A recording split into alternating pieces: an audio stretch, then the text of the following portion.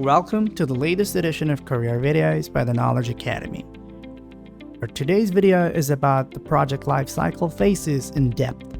Consider subscribing to our YouTube channel and enabling that bell icon next to it so that you would never miss out on any of the informative content that we put out. So without further ado, let's take a look at the agenda for this video. Initially, we will be going through the phase 1, which is project initiation, then the phase 2, project planning, after which we'll go through the phase 3, which is the project execution, then the phase 4, which is project monitoring and controlling, and finally the phase 5, project closing. Phase 1. Project initiation.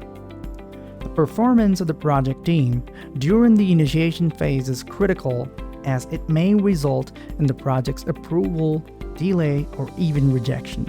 If a project requires research or feasibility testing, it must be completed within this PMP phase. A business case and project charter are typically created to kickstart this procedure. Once the stakeholders have approved the project, you will need to write a project charter or project initiation document, or the PID, that offers an overview of the project's objectives and goals. You can use the PID templates that follow the PMBOK criteria, which are accessible online and can be downloaded. The primary goal in this phase is to ensure that the project meets the business needs and that the stakeholders and project teams are on the page about the project success criteria throughout the project lifecycle.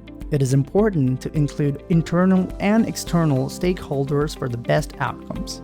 In this way, you will meet the expectation of the clients. Project charter and stakeholder register are submitted during the project initiation phase of project management. Phase 2. Project planning. The project planning phase focuses on creating a roadmap for the project team to follow. Unless you're using an agile project methodology, this PMP phase will take about half the time required for the total project. The roles and responsibilities of the team members are assigned at this point, so everyone engaged understands what they're responsible for.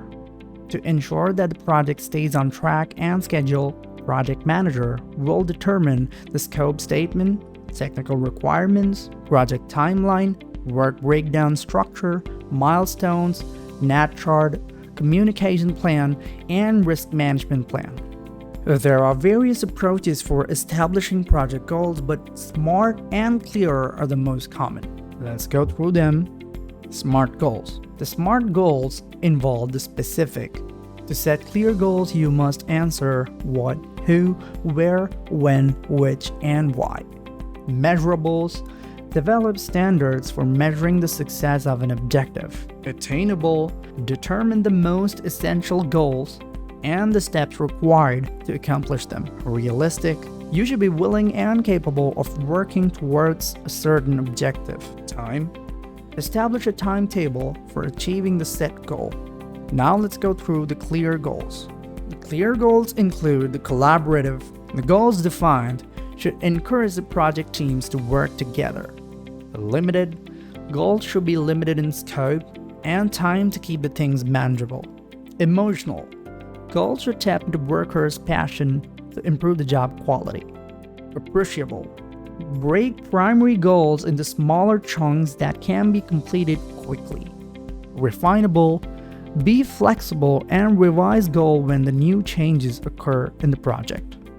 In this phase, determining the baselines or performance benchmarks is also essential. These are developed based on a project scope, timeline, and cost.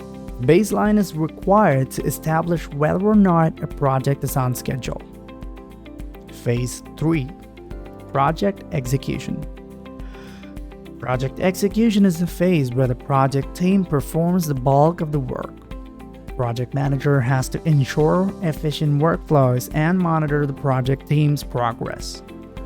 The team produces and completes deliverables throughout this project execution phase. This phase starts with a kickoff meeting and then advances through performance and monitoring as the project progresses. In this phase, it's crucial to ensure that the consistent collaboration between the stakeholders so everyone stays on the same page. The documents such as quality assurance paperwork, meeting minutes, and work orders are created during this PMP phase of project management lifecycle. While the project monitoring and controlling phases have separate needs, these two stages frequently are performed simultaneously. Phase 4. Project monitoring and control.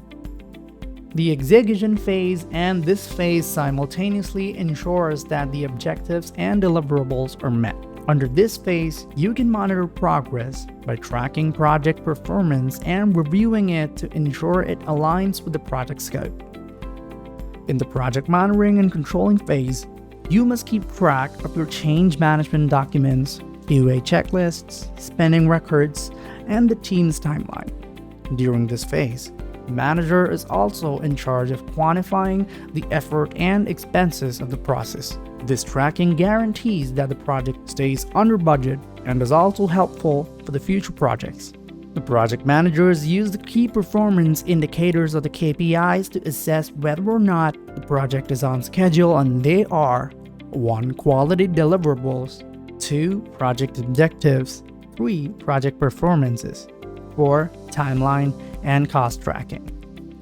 Fifth and the final phase, under project closing. Here comes the reviewing project deliverables, reporting, handover deliverables, get project results approved, finally, documenting lessons learned. Thank you for watching. Did this video inspire you to advance your career in project management? Then let our industry mentors guide you on your journey to becoming a project management professional. The Knowledge Academy is the world's largest training provider for courses such as the PMP Exam Prep Bootcamp, CAPM Exam Prep Bootcamp, PMI ACP Certification Training, and many more. Visit our website to get details about the courses. Get in touch with our consultants. Inquire now.